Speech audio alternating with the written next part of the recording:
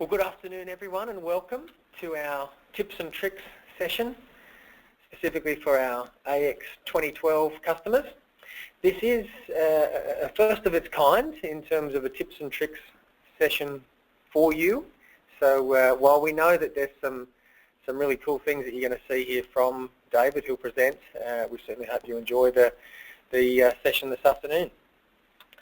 So before we actually get started, just want to do a couple of little housekeeping things for you. Firstly, if you do have a question, please don't hesitate to ask. And the way you ask is in the drop-down box on your webinar session on the right-hand side there in the little panel. You can just type your question in. Type those in at any time during the session.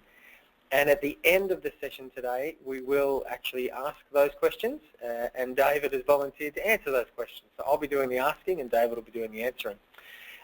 Should we not be able to get to everyone's question, or if there's a specific question that relates to a particular customer instance, then we'll follow that up with you after the session. You are free, of course, to take as many notes as you like, and certainly please do take note of what you see today, but you don't have to remember everything because we will record the session for you today and send you a link to that session on our YouTube channel. So you will be able to re-watch.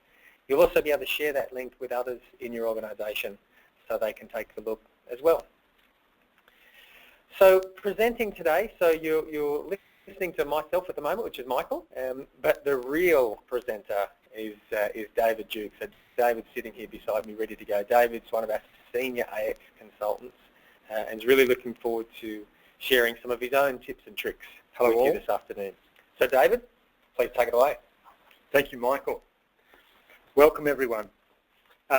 So as Michael said, I'm going through some tips and tricks for Microsoft Dynamics AX.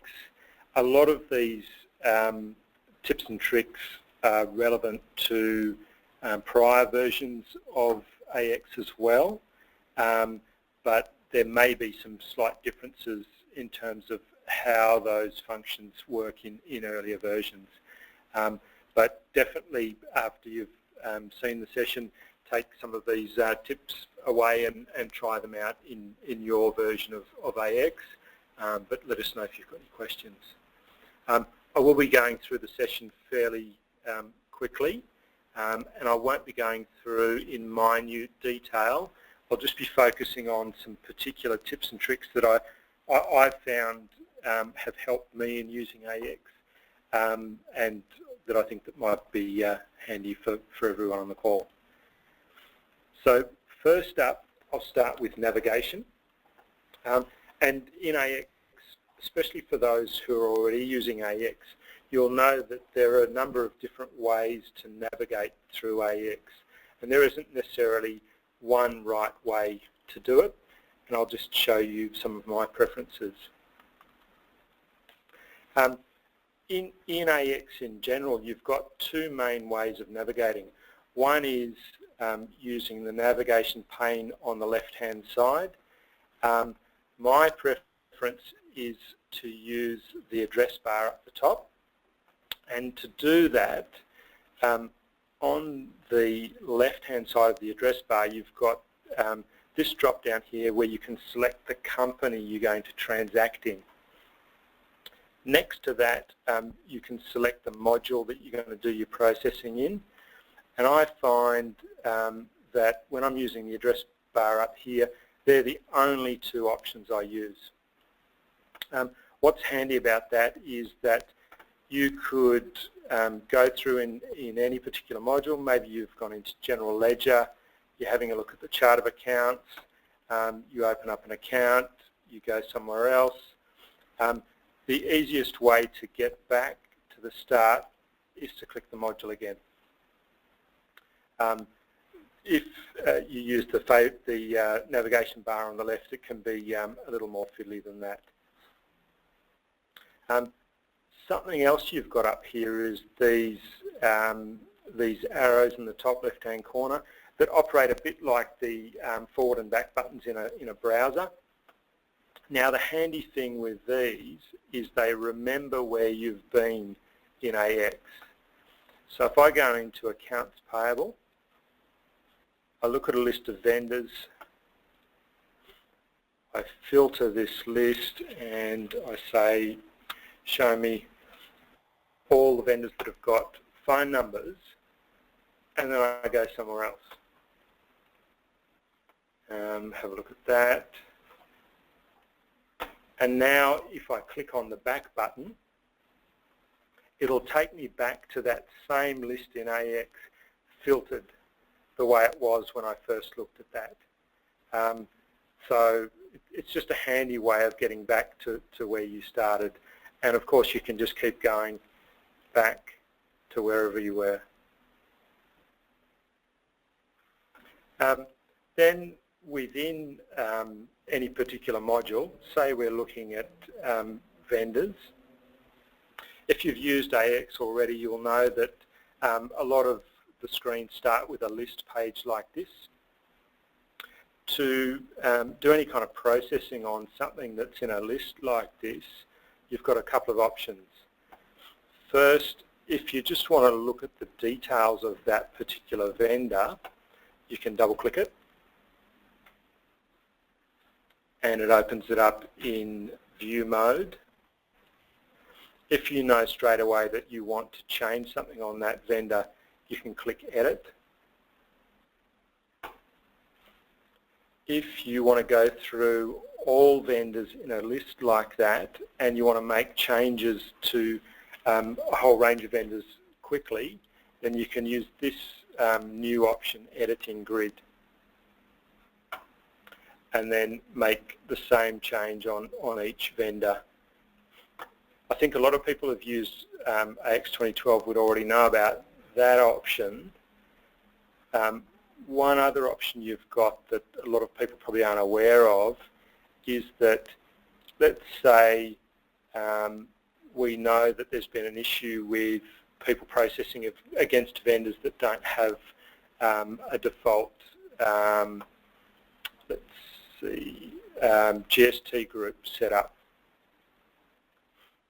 Now, GST group is buried down here in the tax invoice and delivery fast tab.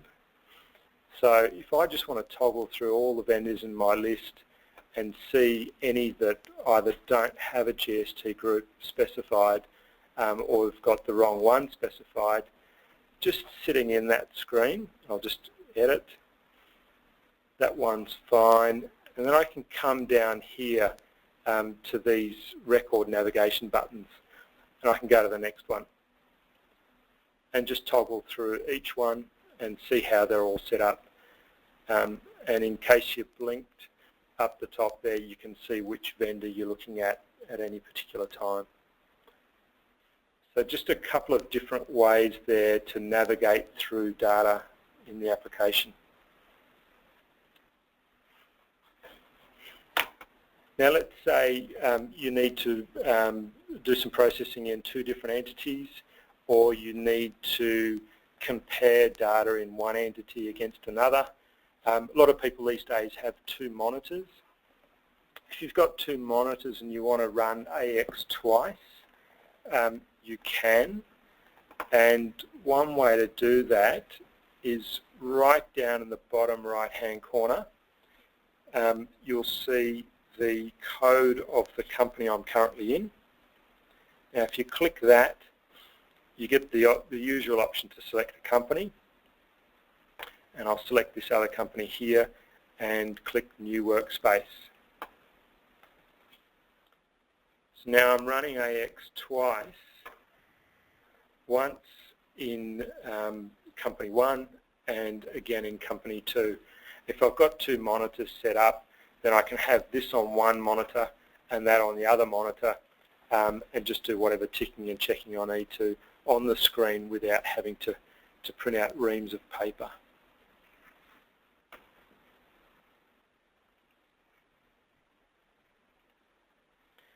Now, one thing I notice often when I'm on site and people want to show me things on their screen, I'll have a look at their screen and I'll see you know, maybe 5, 10 different windows open down the bottom, and they're going through and they're clicking on all these different windows trying to find where they were. A couple of ways to manage that. One is if you click on this button here, you can easily see a list of all the different windows that you have open within AX. And if you get sick of all of that, the easiest thing to do is click Close All. And it'll close all these windows you have sitting here and take you back to the start. And again, if I want to go back to the menu, the easiest way to do that is to click on the module description. Now, one last area that helps you in navigation that a lot of people don't tend to delve into is this Home module here. And in the Home module, if I go to the area page, now this next item is particularly useful for people who are responsible for doing any kind of approval. So if your organisation has workflow set up, it might be workflow for approving new vendors, or it could be for AP, invoice journals, anything at all. The easiest way for me as an approver to see what is currently assigned to me and pending approval, instead of going all over the system looking for whatever it is I have to approve, if you come to this Home module and then work items and then work items assigned to me, I'll see everything that is currently awaiting action from me. And in this case I can see that somebody's raised a purchase order and they've assigned that, or it's been assigned to me, and likewise with a requisition. And this way I don't need to worry about which particular entity that purchase order's in, or in fact how I find purchase orders within AX. In here I can see everything from any module in the system that is assigned to me for approval. The next item that's probably useful for people who submit things for approval or for system administrators is this inquiry over on the right-hand side. We've got this workflow history inquiry. So often people wonder why they've submitted something for approval and nothing's happened with it. Coming into this inquiry allows you to see any workflow-related items that you've raised, or if you're the system administrator, see anybody's workflow instances, and you can see if it's pending, which usually means that it's with somebody and waiting for them to approve, or whether it's, say, been cancelled or stopped due to an error.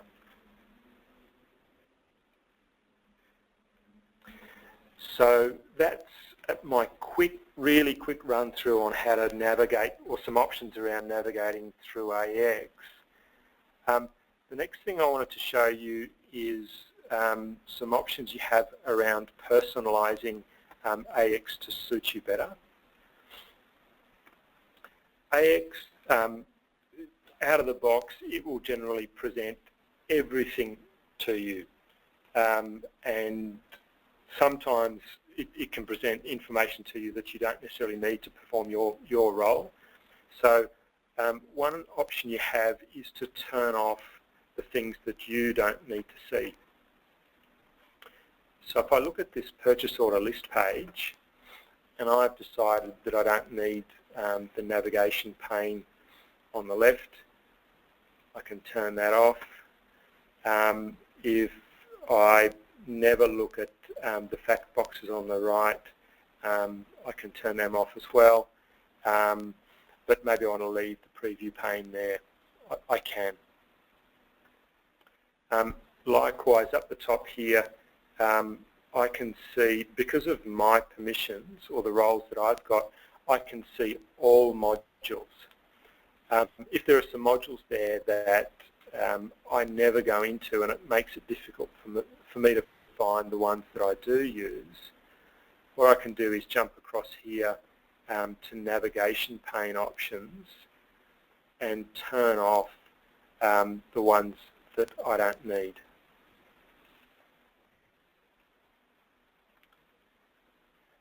And they disappear from this list. So it's just a way of cleaning up what you see in AX to make it a bit easier to find things that you do use.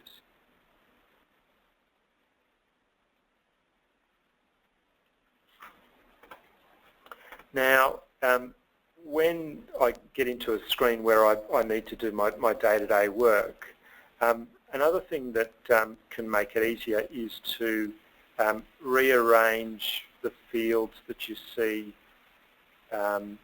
in that particular area of the system. So in this case, I'm looking at a purchase order. And when I process purchase orders, I always use procurement categories.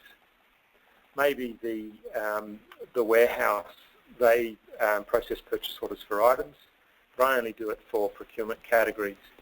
So what I'm going to do is hide the item number. We don't do budget checks in our organisation, so I'm going to hide that as well. And I know that I always want to enter the procurement category first, so I'm going to drag that to the left there. We never give customers discounts, so I'll get rid of that. And in this way, I can just clean this up so that it gives me only what I need.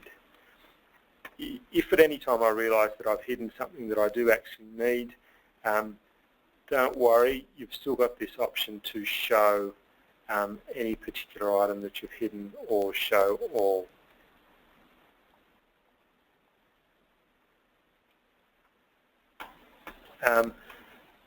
One other option you've got is to personalise the screen and then share what personalisation you've done with other members of your team. For now, because I think time doesn't really allow, I'll leave that there, but definitely if it's something that, that you're interested in, let us know.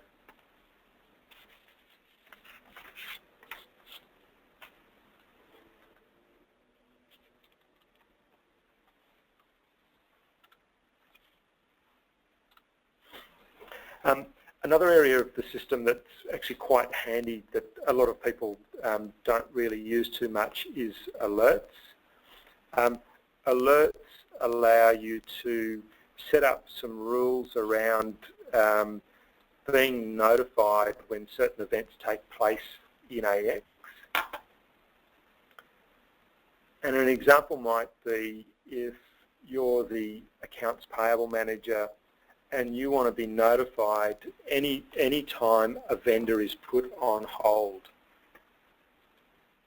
And you can use that to obviously speak to whoever it was that put them on hold and get the reason.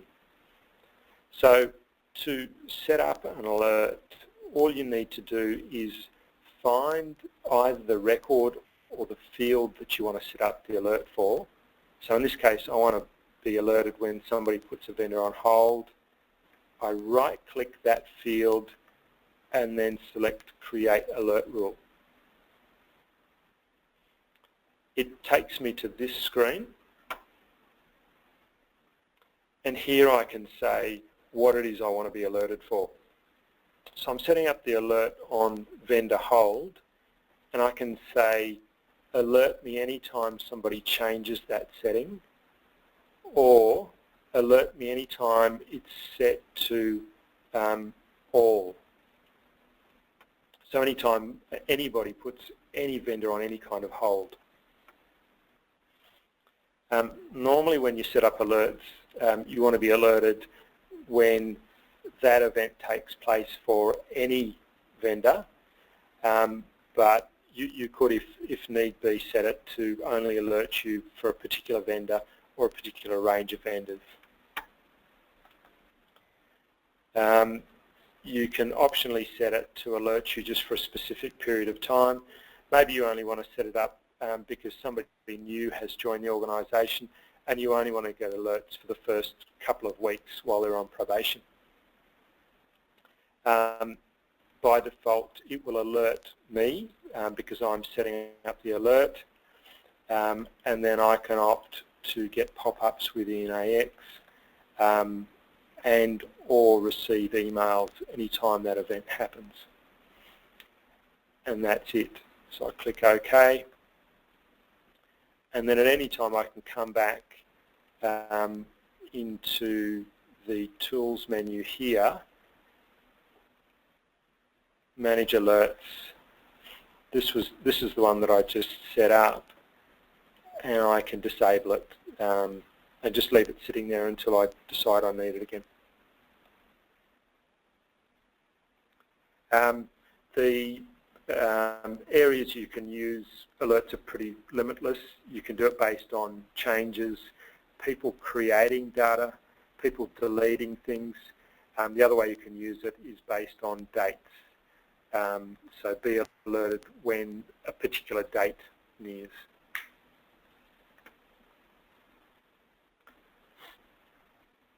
The next area of the system that you can personalize AX a bit is in your user options. And in user options, a couple of handy ones. The first one is the start company.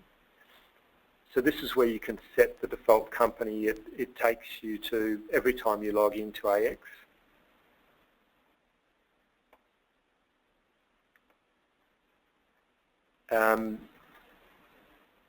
This is another handy one that is off by default, and that's the filter by grid on by default, so that every list page you go into, you'll get filters up the top of each column. Show attachment status. You can turn that on, and then whenever you scroll through a list of records in the system, it will show you, or it will highlight any that have any kind of document attached to them. And then this next one, workbook supports refresh. I'll turn that on and I'll show you what that is in a moment. And then in status bar, over here on the right hand side, we've got this show AOS name. I'd recommend turning that on because it will show you whether you're in live or test. It's a bit of a no-brainer, that one. The last area in options is the notifications, and this is where you control how you're notified for anything related to an alert or workflow. So you can just here set how often you're notified, and the other main ones are how you're notified, whether it's via a pop-up or an email.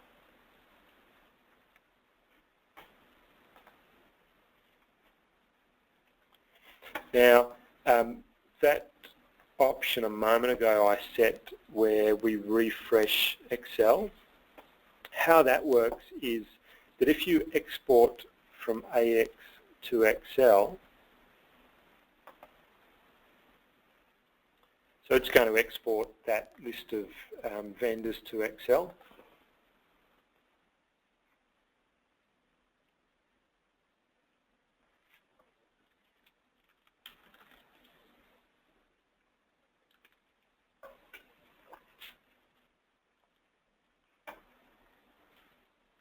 So I've got American Enterprises there. If I come back in here and edit that vendor and just add incorporated on the end, and then I go back into Excel and then to the Dynamics AX menu and click refresh, without going back into AX, I can refresh the Excel spreadsheet to grab the latest data from AX. That's a really simple example, but you might have pulled the data out of AX, added some extra columns, rearranged things, put in some formula, and you would still be able to refresh and pull the latest data from AX.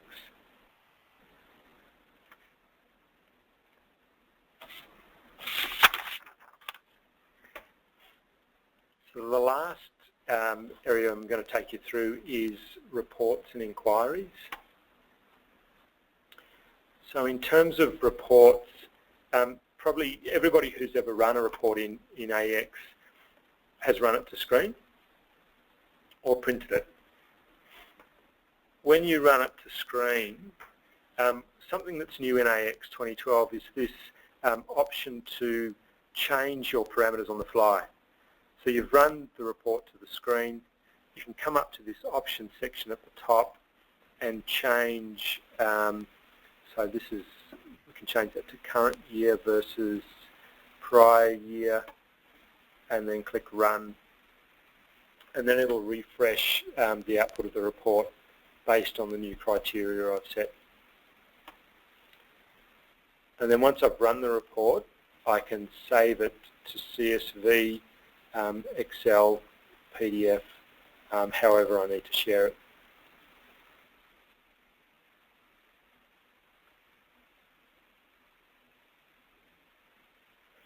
And we've got some other options around how I manage the report. So most people will generally select screen or printer. If you want to save a copy of a report at a particular point in time, you can use this print archive option. If I use the print archive option, I can come back at any time and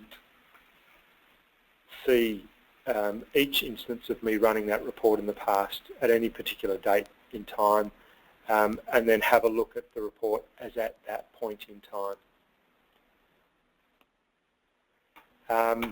So probably the last thing I'll show you there is still in reports, but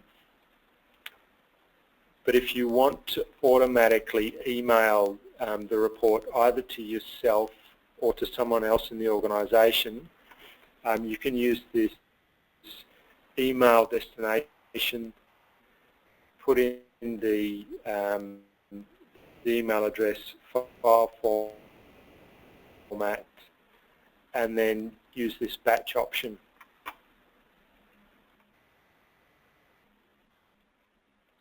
And this will allow you to set a recurrence. So you might say that you want the summary trial balance emailed to your boss on the 1st of every month.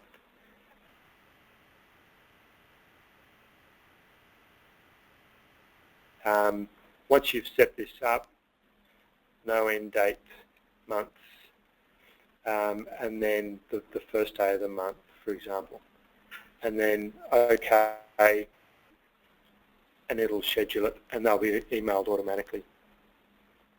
Well, I'm getting the wind-up signal, so we might wrap up there, and then if anybody has any specific questions on anything we've covered, we can address those. Excellent. Well, thank you. Thank you, David. That was great going through a few things reasonably quickly there, but you will be able to re-look at that recording once we post that up on our YouTube channel. We did have a couple of questions come through, so we will respond to those individually, just from a timing perspective. So we'll go just to quickly wrap up.